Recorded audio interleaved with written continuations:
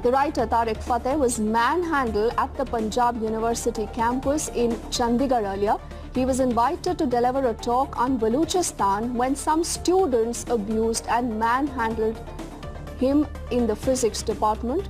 We know now that an official complaint has also been lodged. As we stood up, there was a guy, I don't know his name or don't have a picture, but he, pushed me towards the ground, but there were luckily a lot of students around, so nothing happened, but he was taken away by his friends. हाँ, तो मेरे दोस्त ने actual में ये कहाँ से शुरू हुआ ये सब में, मतलब मैं थोड़ा उसको ब्रीफली बोलूँगा, तो उसके बाद मैं बोलूँगा कि तो क्या हुआ था और इसका क्या अर्थ हो सकता है।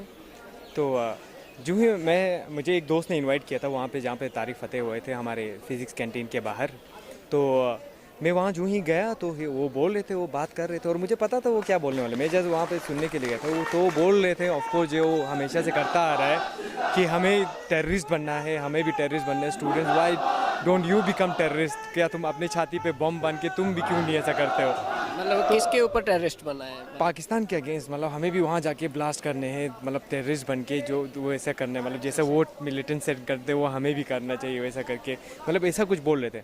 तो उसके साथ ही हमारे जो लाइब्रेरियन असिस्टेंट थे उनको भी इनवाइट किया गया था, तो वो वहाँ पे आए, तो उनके साथ उनकी थोड़ी मतलब वो हो गई, तो थोड़ी बात हो गई, तो उसके चलते मतलब वो बात काफ़ी आगे बढ़ गई थी। तो मैंने बोला उठ के कि तो ये आप इनके साथ अच्छा ट्रीटमेंट नहीं करो। एक्चुअल में उनको बिल्कुल उनकी बेइज्जती ये कर रहे थे जो हमारे लाइब्रेरियन असिस्टेंट थे।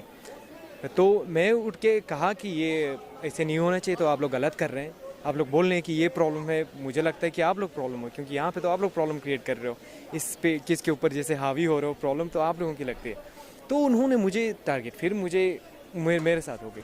तो थोड़ी देर बाद जब हुआ तो उन्होंने मेरा नाम पूछा, जब मैंने बोला मुस्तफ़ा, तो वो दोनों बिल्कुल अचानक से बिल्कुल भड़क पड़े, तुम ही हो, मतलब you are a terrorist, fucking terrorist, you are Pakistani, you are funded to destroy this country, पता नहीं क्या क्या बोला, मतलब वो गाली तो दे रहे थे, माँ बहन चोद, ये सब गाली बहुत दिया, तो उन सबको दे रहे थे। Everyone is a witness to that. तो उसके बाद मतलब इन सब का क्या लगता है, मतलब कि मुझे अफसोस इस बात की नहीं है, सब लोग मुझे बोलते हैं कि तुम डर तो नहीं रहे हो। मैं सीरियसली मैं बिल्कुल नहीं डरा हूँ, मैं कभी नहीं डरा, और मैं पंजाब यूनिवर्सिटी जैसे कैंपस में कभी नहीं डरूँगा, क्योंकि मैं यहाँ के कुछ सालों से मैं पढ़ाई कर रहा हूँ। मेरे दोस्त थे लद्दाख से, हमारे एरिया से बहुत सारे लोग हैं, उन लोगों के साथ आज तक कोई भी कम्युनल कोई चीज़ नहीं हुई आज तक। ये लोग यहीं पे अपने ग्राउंड पे ही, यहाँ पे पार्क लाइब्रेरी के बाहर नमाज़ पढ़ते हैं हर रोज़, and nobody ever stop them. तो ऐसे कैंपस में जब तारिक फतेह जैसा आदमी आता है एंड सो कॉन्फिडेंटली ये कहता है, उनको ब्रांड करते हैं स्टूडेंट्स को, सिख स्टूडेंट, माय कलीग, मेरे जो सिख दोस्त थे उनको कहा तुम खालिस्तानी टेररिस्ट हो, और मेरा जो नाम मुस्तफ़ा है तुम बोले तुम टेररिस्ट हो, तुम पाकिस्तानी हो, इतने इम्यूनिटी के साथ, इतने कॉन्फिडेंट के साथ ऐसा के कारण, तो ये सिचुएशन दिस वरीज मी, ये जो मुझे लगता है प्रॉब्लम इसमें है। तो तारिक फतेह जैसा आदमी, हमें पता है सब कुछ, ही नेवर डिजर्व्ड, वो पता नहीं, जब आप लोग सुनेंगे उनके बाद तब आपको लगेगा कि he doesn't deserve to speak anywhere. तो इन जैसे लोगों को इधर लाया जा रहा है और इधर आ रहे हैं, उनको एसेस मिल रहा है, उनको मौका मिल रहा है डिवाइड करने का, तो वो डिवाइड ही कर रहे हैं। अगर वो यहाँ पे आके एक स्टूडेंट को बोल रहे हैं you are a Muslim, that's why you are a terrorist, he is dividing the campus. पहले तो ऐसे लोगों को आना ही नहीं चाहिए था, और उनको पता ही था कि this is a university and this shouldn't be happening here, और वो जानबूझ के ऐसा कर रहा है। तो he is here to destroy us, to divide us. Actually क्या करता है वो, अभी क्या बोलता है, अगर वो बोलते तो रिएक्शन क्या होता है उसका, कि स्टूडेंट्स टेररिस्ट है, मुस्लिम स्टूडेंट्स सारे टेररिस्ट यहाँ पे टेरराइज कर रहे हैं। तो फॉर्चुनेटली, अभी ये फॉर्चुनेट की बात करूँ, मैं बोल रहा हूँ, मैं आई एम फ्रॉम लद्दाख, मैं कारगिल से हूँ। मेरे 1999 के जो वॉर हुआ था, या उससे पहले भी जितने वॉर्स हुए थे, उन सब में हम कारगिलियों ने आर्मी का बहुत ज़्यादा साथ दिया, और इसका प्रेस हमारे प्राइम मिनिस्टर नरेंद्र मोदी जी ने खुद किया हुआ है, और खुद 99 के वॉर में वो वहीं पे थे। तो मैं फॉर्चुनेटली इधर से बिलोंग करता हूँ। क्या होता अगर मैं एक कश्मीरी होता, मैं ये बोल रहा हूँ, मैं क्या होता, मैं अभी तो जेल में हो जाए, पता नहीं मुझे कहीं ले गए होता। तो इन चीज़ों को समझने की बहुत ज़रूरत है। तो मैं ये भी बोल रहा था कि लोग, हम बोलते हैं पाकिस्तानी सब टेररिस्ट है, हम बोलते हैं एक्ट्रेसेस को उनको निकाल देते हैं, ये भी उसी आइडियोलॉजी का बिलीव करते हैं। हम बोलते हैं कि हाफिज़ सईद तो मतलब he is made to destroy India, he is there to just to destroy India. Of course they are, मैं इससे डिसएग्री नहीं करूँगा, but this is no less. Tarek Fatah is same दिन, वो एक ही जैसे हैं, ही इज़ नॉट डिफरेंट. फ़र्क ये है कि वो उधर से कर रही है, इधर आके कर रहे हैं, हमें कम्युनल डिवाइड कर रहे हैं. He is more dangerous I guess. तो इन सब बातों को समझने की कोशिश है और तारिक फतेह जैसे लोगों को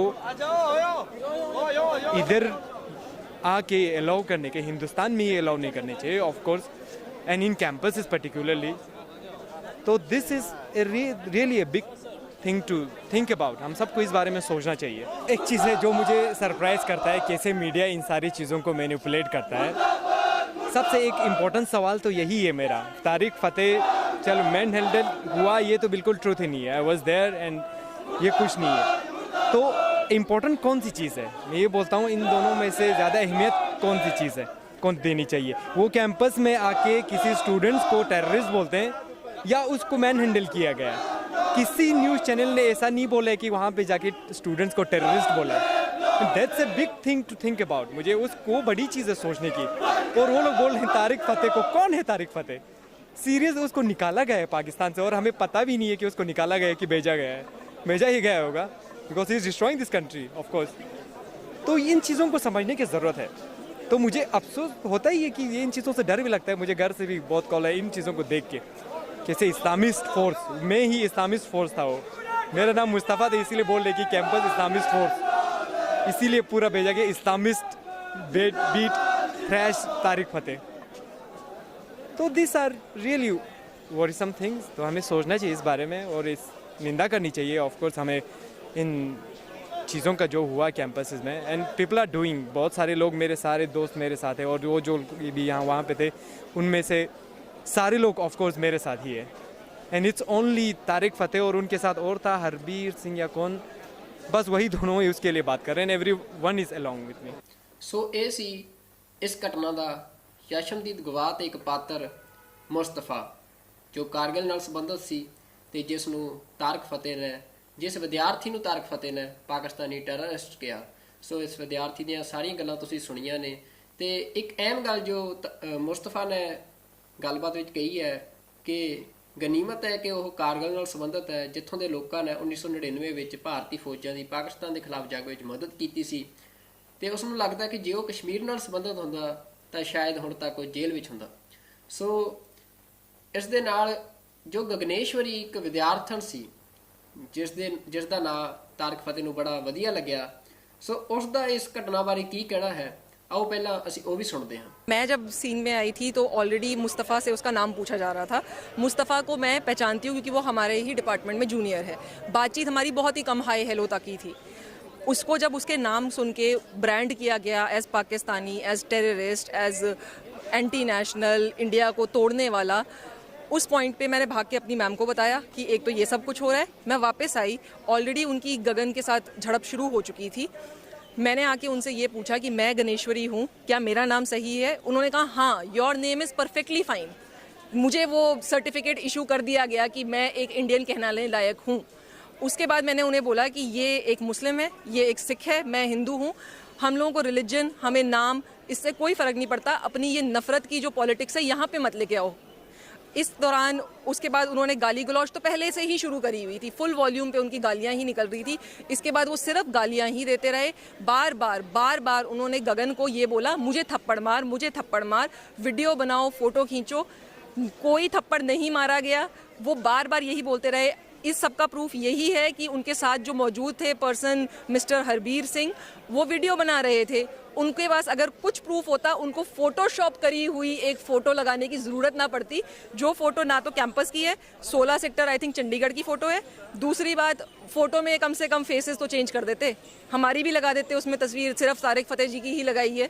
हमारे पास ही आ जाते, हम बेटर कर लेते फ़ोटोशॉप का जॉब.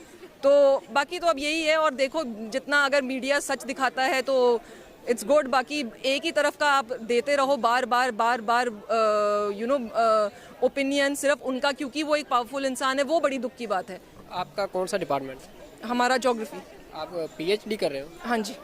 मतलब बात ख़त्म हो गई थी वहाँ पर जो भी हुई, उसके बाद में उसको ट्विटर ट्रेंड करना या उसके बाद मीडिया में ऐसे उसको पेश करना, आपको क्या लग रहा है कि आप एक स्टूडेंट हो के क्यों ऐसा किया जा रहा है?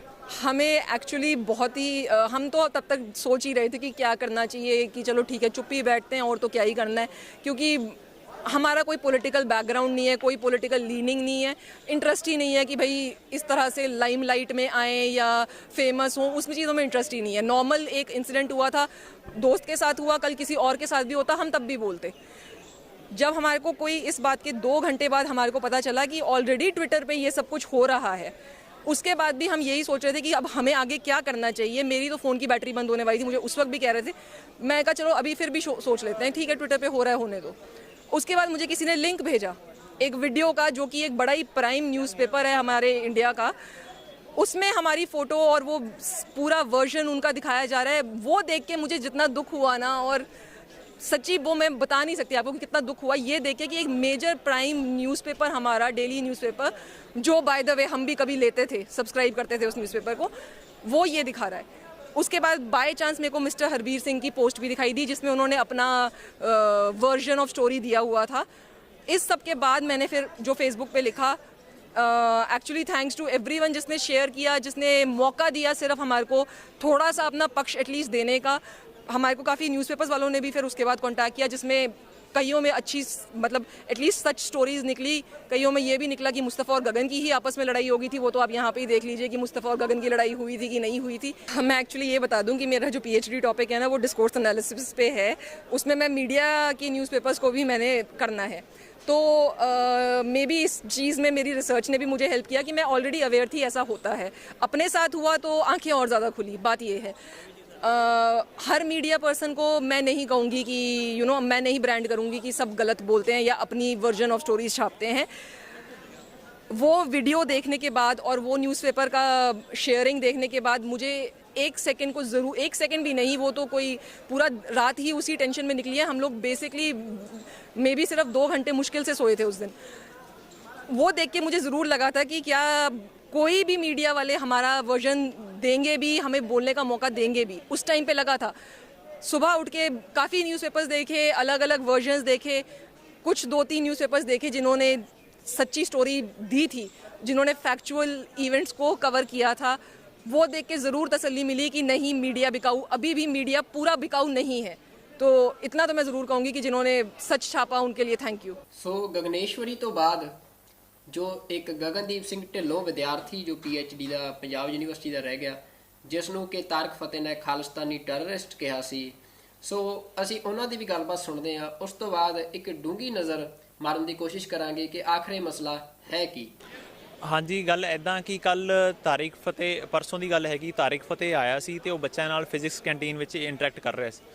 ਸੋ ਟੌਪਿਕ ਉਹ ਨਾ ਜਿਹੜਾ ਨਗਰੋਟਾ ਦੇ ਵਿੱਚ ਟੈਰਰਿਸਟ ਅਟੈਕ ਹੋਇਆ ਉਹਦੇ ਬਾਰੇ ਕੁਝ ਗੱਲ ਚੱਲ ਰਹੀ ਸੀ।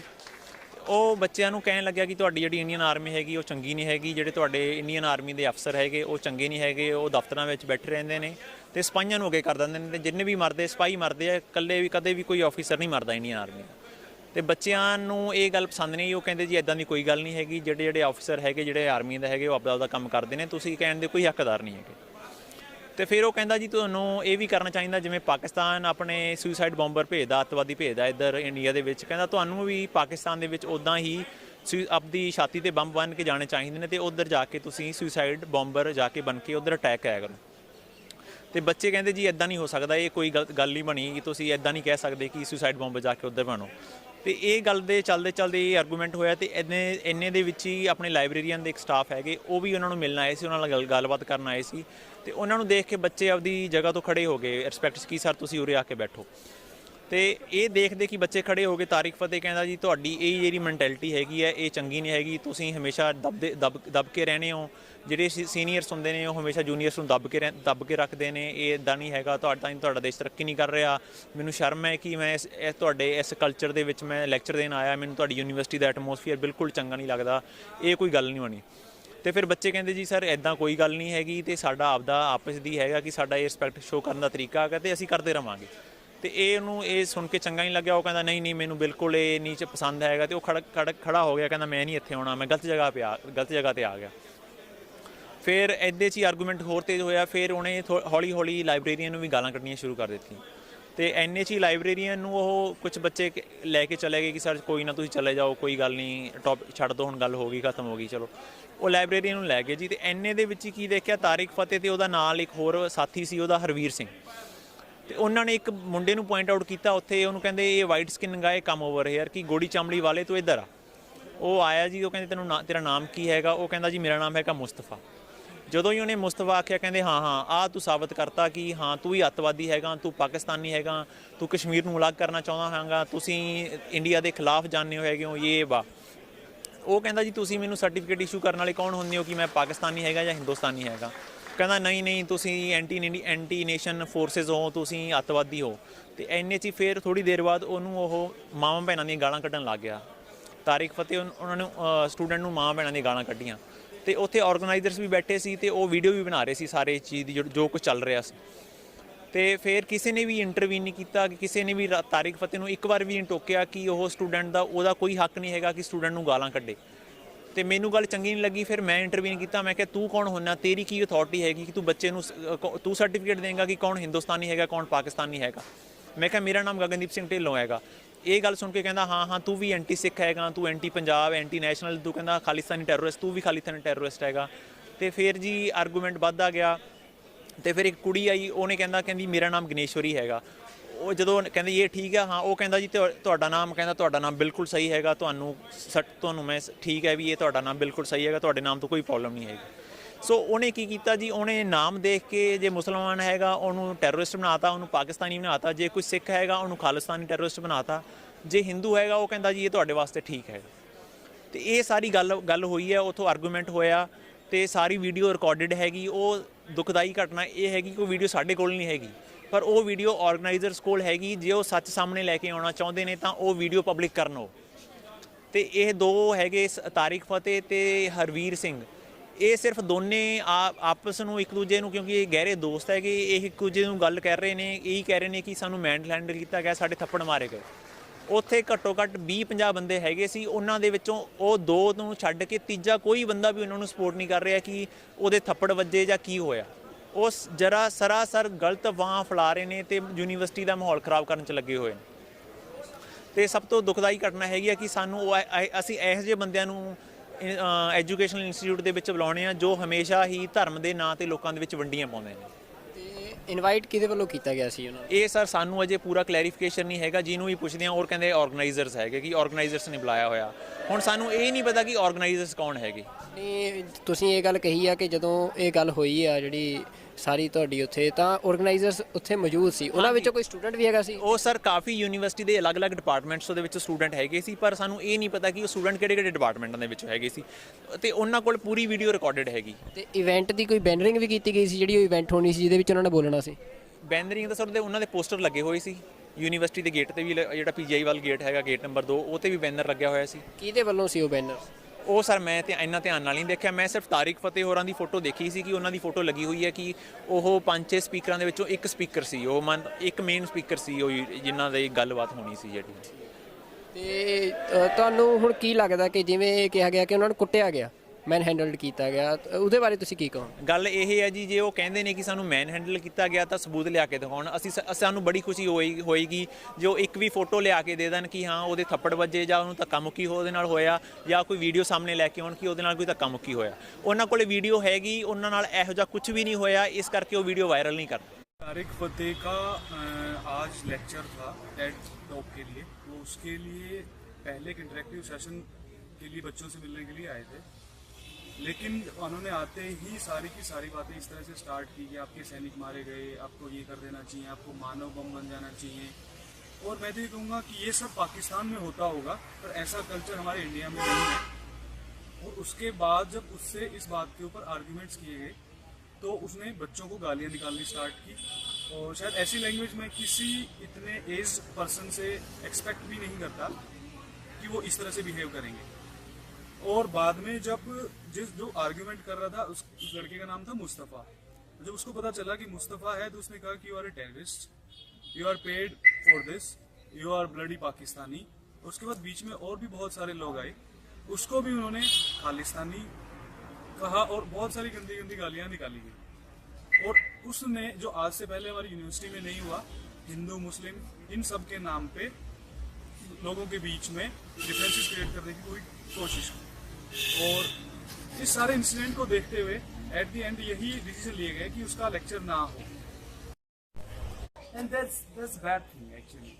And not Muslim. Come on, man. This all of you should understand it. I'm a Muslim. All of us are, and our contribution really. I'm from Kargil. I've been through that. I'm from Kargil actually. I was there during the war.